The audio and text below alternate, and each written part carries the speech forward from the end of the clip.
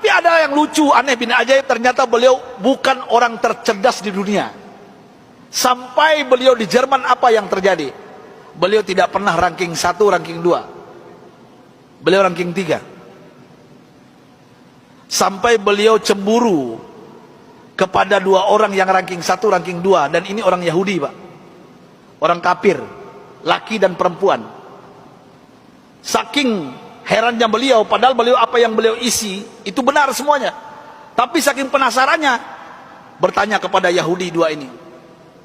Apa kata beliau? Aku mau tanya kepada kalian berdua, apa rahasianya sampai kalian hebat di dunia, ranking 1, ranking 2? Saya kenapa tetap ranking 3? Apa jawaban Yahudi 2 ini, laki dan perempuan ini?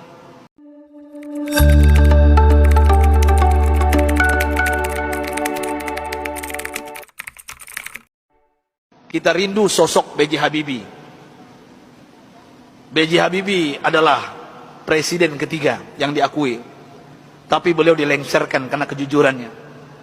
Beliau dilengsarkan karena beliau berjuang untuk bagaimana tidak ada korupsi. B.J. Habibie adalah orang soleh yang kita tahu dalam sejarah, orang hebat, diakui di dunia walaupun di Indonesia disepelekan. Apa yang beliau lakukan? Walaupun beliau sudah tiada, meninggal dunia. Indah kisahnya. Dan saya pun terinspirasi dengan beliau yang hebat ini. Beliau orang kampung dari Makassar, Parepare. Suatu ibu kota hari ini, Parepare. Saya pernah diundang ke sana oleh wali kotanya. Saya lihat patungnya Habibie dan Ainun. Dan ternyata beliau orang kampung, orang biasa, orang sederhana. Allah berikan kecerdasan di otaknya. Kenapa? Kita merindukan sosok pemimpin pejabat seperti beliau, yang tidak durhaka kepada orang tuanya, memuliakan orang tuanya, tidak pencitraan belaka. Dan hebatnya lagi ketika beliau ke ITB meloncat kuliahnya. Dan hebatnya lagi ketika beliau melanjutkan studinya ke Jerman. Disinilah saya pribadi mendapatkan inspirasi. Pesawat terbang Bapak Ibu yang kita naik itu, di ketinggian tertentu, kalau nggak pas bikinnya bisa retak, Pak. Pesawat itu bisa retak. Siapa yang bisa menyelesaikan itu? B.J. Habibie, Pak. Di dunia yang bisa menyelesaikannya B.J. Habibie. Sampai beliau digelari oleh teman-temannya di Jerman apa? Mr. Crack. Mr. Retak. Bukan letak otaknya, Pak. Ini maksud saya apa? Pesawat yang retak itu beliau bisa menyelesaikannya. Ini kehebatan Habibie yang mungkin dilupakan oleh bangsa ini. Tapi ada yang lucu, aneh bin ajaib, ternyata beliau bukan orang tercerdas di dunia. Sampai beliau di Jerman, apa yang terjadi? Beliau tidak pernah ranking 1, ranking 2. Beliau ranking 3. Sampai beliau cemburu kepada 2 orang yang ranking 1, ranking 2. Dan ini orang Yahudi, Pak. Orang kafir, laki dan perempuan. Saking herannya beliau, padahal beliau apa yang beliau isi itu benar semuanya. Tapi saking penasarannya, bertanya kepada Yahudi 2 ini. Apa kata beliau? Aku mau tanya kepada kalian berdua, apa rahasianya sampai kalian hebat di dunia, ranking 1, ranking 2? Saya kenapa tetap ranking 3? Apa jawaban Yahudi 2 ini, laki dan perempuan ini? Oh, Rudi. Beliau dipanggil Rudi, bukan Habibie. Ya, Baharudin Yusuf Habibie. Rudi, this is our secret. Ini rahasia kami, nggak mungkin kami kasih tahu. Besok beliau tanya lagi, apa rahasianya? Besok tanya lagi. Berhari-hari beliau bertanya. Akhirnya bosan Yahudi 2 ini. Sampai Yahudi ini mengatakan, Bapak Ibu, rahasianya. Come here, Rudi. Sini, Rudi, kami mau mengatakan kepada engkau, tahukah engkau rahasia? Kenapa kami cerdas? Kenapa kami ranking 1, ranking 2 hebat? Apa jawabannya? Ini yang membuat B.J. Habibie malu dan meneteskan air mata. Pahlawan yang hebat ini, ketika Yahudi ini mengatakan, kami di sepertiga malam terakhir, jam 3 bahasa kita di Jakarta, bangun. Setelah itu kami mandi.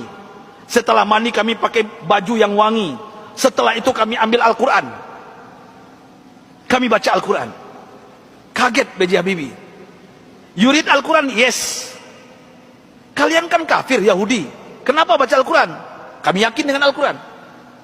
Walaupun kami tidak mempercayai Al-Quran, mempercayai Islam, tapi kami yakin dengan Al-Quran. Heran B.J. Habibie, orang kafir Yahudi yang juara 1, juara 2 di Jerman ini, setiap jam 3 pagi mandi pakai minyak wangi, baca Quran. Apa jawaban mereka? Kami baca Quran.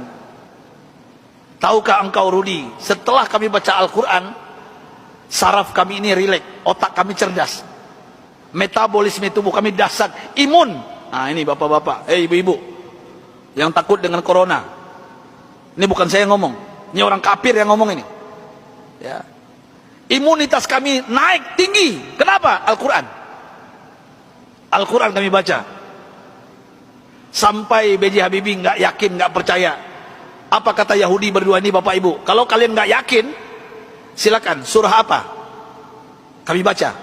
Ternyata Yahudi berdua ini hafal Quran, Pak. Apa saat itu jawaban B.J. Habibie? Thank you very much, my brother, my sister. Beliau pulang ke kosannya, ke kontrakannya. Sampai di kosan di kontrakan beliau sujud menangis. Rasanya tertampar wajah beliau, malu beliau, padahal beliau beragama Islam, orang kafir. Jam 3 bangun mandi baca Quran. Mulai saat itu bapak-bapak dan ibu-ibu, saya ingin berbicara pahlawan satu ini, orang hebat ini. Mulai saat itu mendengarkan rahasia dari Yahudi yang dua ini, apa yang beliau lakukan? Jam 3 pagi beliau bangun, beliau mandi, beliau pakai baju yang rapi, beliau pakai wangi-wangian, beliau sholat tahajud 8 rakaat, witir 3:11 setiap hari. Setelah itu beliau baca Al-Quran sampai menjelang subuh. Kalau orang kafir tadi nggak sholat karena bukan Islam, langsung baca Quran.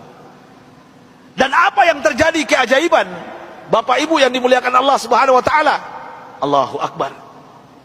Keajaiban ini terjadi. Semenjak itu, setelah itu, B.J. Habibie berubah menjadi ranking 1. Yahudi yang 2 tadi turun ke bawah.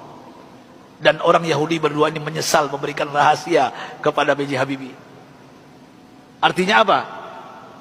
Kalau ingin merdeka kita di Indonesia, jangan tinggalkan Al-Quran. Kalau ingin sukses anak-anak kita, bapak, ibu, cucu kita, sampaikan kepada mereka Al-Quran adalah obatnya.